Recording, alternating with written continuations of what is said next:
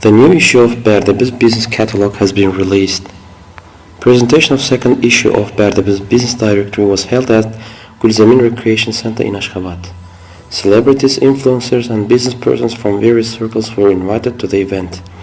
Barde Biz business catalog is issued by Akanmar Company, specialized in public relations and marketing.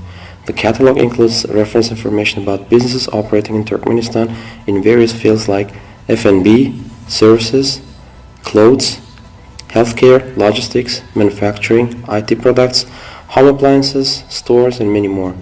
Akanmar is one of the businesses launched by Aktam Group. Our target is to boost mainly B2B business in Turkmenistan. Our publication Barde Biz serves as effective tool in achieving that, says Maral Ananurva, the director of Akanmar Company.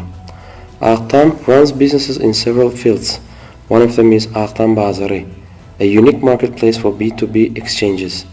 Aktam Bazari has listed catalog of products of registered companies. Last few years in Turkmenistan, private business has been growing rapidly. It surpassed over 60% of overall national economy.